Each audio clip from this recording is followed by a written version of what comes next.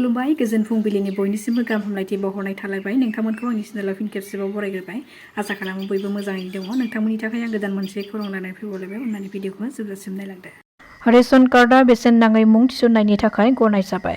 फरायसाफोरनि मुं थिसननायखौ गोरलै खालामनो रायजोनि गासिबो सोलोंथायारि फसंथानाव बेसेन नाङै मुं थिसननायनि थाखाय रेशन कार्डखौ मोनसे गनायजाथाव फोरमानलाइ महरै गनायथि होनाय जाबाय होननानै समाजारि बिजोंनि गेजेरजों फोसावदों सोलोंथाइनि मन्थ्रि डक्टर रनज बिथाङा।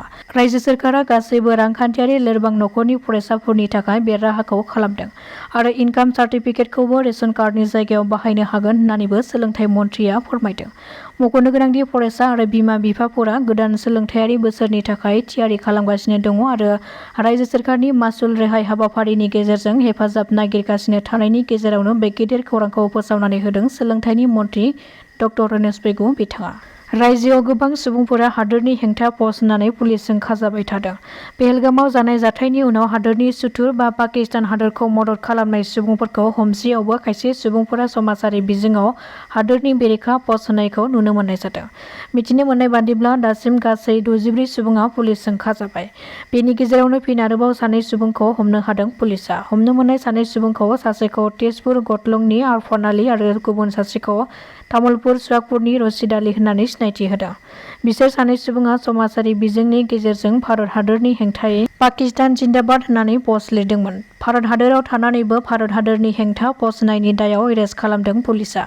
बेनि अनगायैबो कक्राझार जिल्ला गसाइगाव फरायसालिमानि सासे इंराजि बिफाननि बिबुंगोरा जयनाल आबिदिनखौबो समाजारि बिजोङाव पाकिस्तान हादोरखौ मदद होनाय भिडिअखौ समाजारि बिजोङाव शेयार खालामनायनि दायाव गसाइगाव पुलिसआ खादों होननानै खौरां मोननाय जादों। बावैसो सान सिगां जनजाति सुरखा मन्चनि आफादगिरि दावराव देख्रेब नार्जारिया कक्राझाराव गुबुन हारिनि सुबुङा ट्राइबेल संघ मावख'खौ बुख्रेबदों होननानै बुंनायनि सायाव फिन खेंफोरथि होफिनदों BTR कोअर्डिनेशन कमिटि ट्राइबेल संघआ।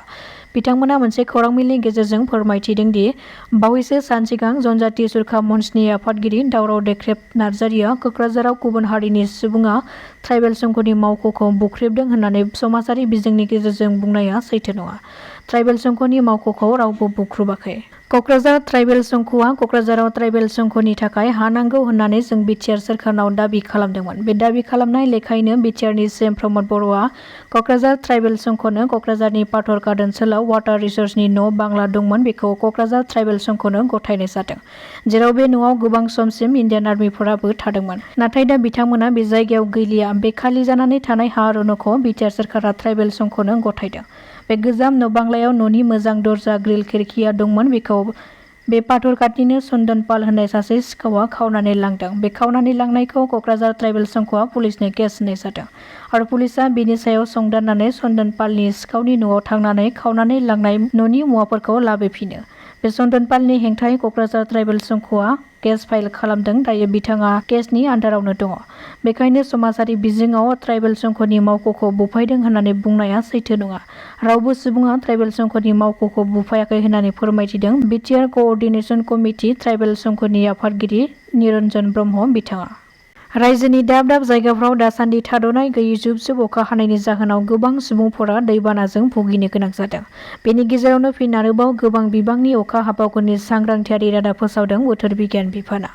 रायजोनि गासै गं 28 जिल्लाफ्राव बोथोर बिगियान बिफाना सांग्रांथियारि रादाब फोसावनानै होदों। बेनि गेजेरावनो तिनिसुकिया, डिब्रुगड़, धेमाजि, चराइदेव, लखिमपुर, गलाघाट जिल्लायाव अखाजों लोगोसे हरखाब 30 निफ्राय 40 किल'मिटारसिमहालागै बार फैनायनि इसारा होदों आरो बेनि अनगायैबो बिश्वनाथ, सनितपुर, डिमा हासाव, काछार, चिरां, कक्राझार, धुबुरी जिल्लायाव गोबां रोजा अखा हानायजों लोगोसे सारअन्थाइ आरो 40 किल'मिटारनिफ्राय 50 किल'मिटारसिमहालागै बार फैनायनि सांग्रांथियारि रादाब फोसावदों बोथोर बिगियान बिफाना।